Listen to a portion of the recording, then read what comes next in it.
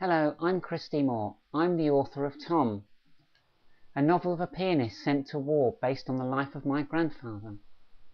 This video is about how I know key events in the story.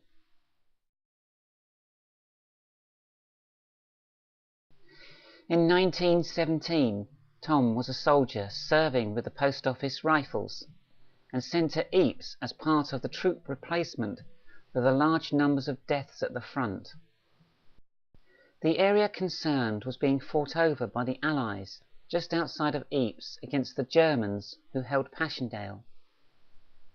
It was important for the British generals to capture the town at all costs. Here is a map showing the approximate trench areas around Ypres battlefield. It was here that Tom was stationed. When the soldiers got to Ypres, they found the landscape was of utter devastation. A whole area of mud where many soldiers sunk into and died. The ground had been pounded by both sides with almost continuous bombardment. The most intense bombardments were usually at sunrise and sunset. The trenches essentially were dug into the ground, although there were exceptions to this. Some were just dug into the ground, whilst others had sandbags or corrugated metal lining the sides.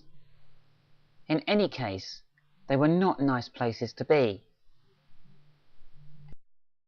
Here is an example of a recreated trench near Ypres, using concrete to fill up a sandbag and then piled up.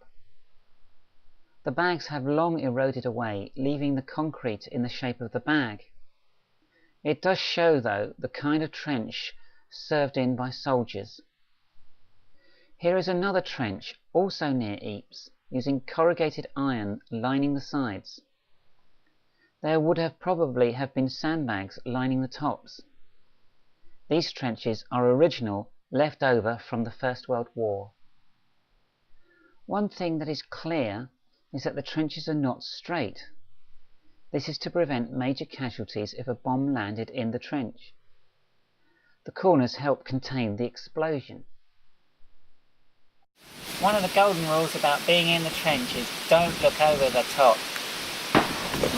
Oh, nearly got one from the Bosch then. Another fact of trench life was that the trenches were quite often very wet.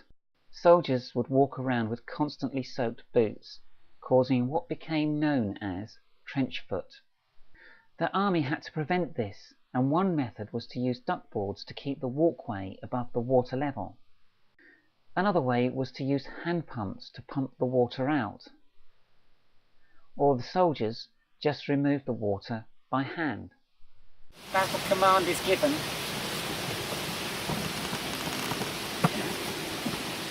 You gotta run for it.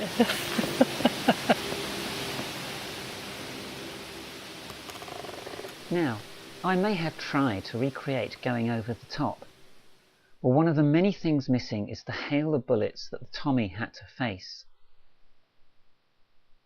The troops had to cross no man's land in order to gain control of the enemy's trench. Many soldiers rushed into the machine gun fire, and sometimes whole regiments would be wiped out.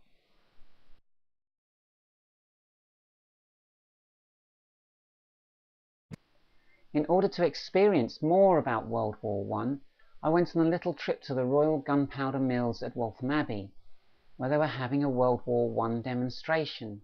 Starting at the feet, material is wrapped around the lower legs. These are called puttees. Moving up, we come to the gun.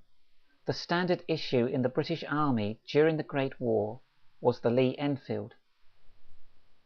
On his chest is his gas mask. On his head is his battle bowler, referred to by the soldiers as the tin derby. Doing it, I just remember him laughing and Not very. You've got to carry it all day. That's the magazines, the rounds go in there. Right. And then you train with them up in there. And this whole magazine comes out? Can do. Yeah. And then you replace it with another one? No, you don't actually. You charge a load it through here. All right. It's modern firearms that you tend to change the magazines. This one had one, and you didn't lose it. Right, so how would they would carry their bullets with them and then just trying Go to... under your epaulets, and then you would, in theory, you pull that through the middle. That way? Yeah, go on. And then put it round, toe back through again on the inside. That's it. So your gas mask would also go over your shoulders as well. Okay, so that would go... Can I just... You can have that one. That one just went over your head. Right. Literally just that. So when the gas alarm went off, I just pulled it up. Yeah, that's right, take it off. Okay. Right, thank you. If you enjoyed this video, buy the book Tom from Author House or Amazon, or alternatively go to my website christiemore.co.uk, which will give you all the links.